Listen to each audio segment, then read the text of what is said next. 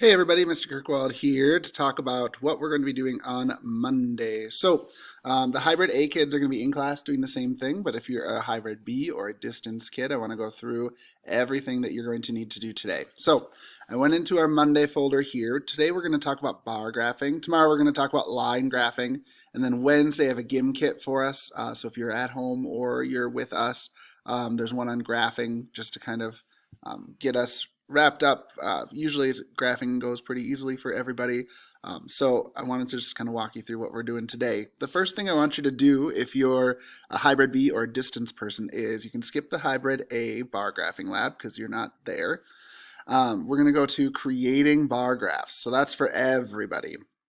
So when you click on this link, it'll take you to a website and then you're going to just create some bar graphs on here. So once it opens, maybe there it goes. So you're going to use your numbers on the side here, and then you're going to put the numbers wherever you need to go here, and then check for the answer. And then you're going to go through, you're going to try and get 5 stars and answer all of these different questions here. All right. So once that's done, then there's one on interpreting bar graphs as well. So it'll take a look at which one has the most, which one has the least, how many do they have total, those kinds of things with bar graphs. So you're going to complete that one too. Then we're going to get into our graphing lab for today. So when you click on bar graphing lab, it already made a copy for you, so you don't have to share it or move it into any folder. But it looks like this. So since you guys are at home today, I wanted to do something that you could actually graph at home. So I want you to, when you get to this part, go to your silverware drawer in your kitchen, and then get the number of each of these kinds of silverware that are in your drawer. And if you need to change some, like you don't have big spoons, but you have, I don't know, 2 different sizes of knives or something, you can put that in there. So how many big spoons do you have? How many little spoons? How many big forks? How many little forks? And how many knives? I just went off of my silverware drawer. If your silverware drawer is different and you want to change the names of these, you certainly can. Then, so we're going to get our data here, and then we're going to make a title for our graph. So probably the best title for this graph should probably be silverware. So we'll type in silverware here. Then we're going to have 2 axes on our graph, an x-axis and a y-axis. Just as a rule of thumb, our x-axis is always where our numbers go, or sorry, our names go. So big spoon, little spoon, so I would say types of silverware.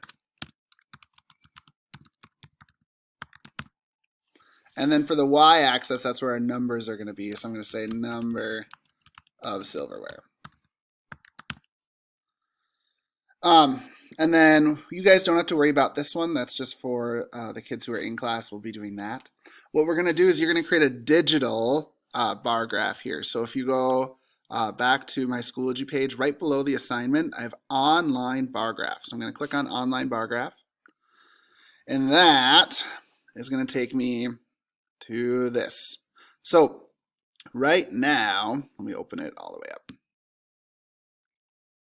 Right now, it's got coffee consumption. We're not doing coffee, so we're probably going to want to change that to our title, which was silverware. And then we're not making a pie chart, we're making a bar graph. So we're going to click the bar graph one. You can pick your own color scheme, whichever one you'd like. I'm just going to stay with the default one. And then we need to change our data points here. So if you click on any of them, it's going to open up the little spreadsheet. So here you can delete coffee in kilograms because we're going to do, there we go, number of silverware. And then we're going to change our name. So instead of Finland, we're going to change it to Big Spoon. And then little spoon all the way down. If you just delete something, like if we just delete Italy and delete the number, it just goes away over here, okay? So you're gonna tell me how many you have and create that graph. You can also get rid of this source here.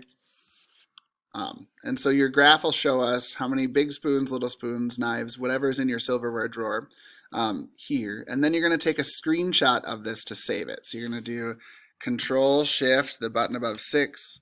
It's gonna give you this little thing. We're going to just highlight it. I know yours goes white, mine goes dark. It'll take a picture, and then on bar graphs, it says post a screenshot of your bar graph here. So we're going to go down here, and I'm going to say insert image, upload from my computer, and then I'm going to do that. And once you have your screenshot in, you can hit submit on this bar graphs thing. So that is our plan for today, and then tomorrow we'll be working with line graphs. So I will talk to you guys then. Bye.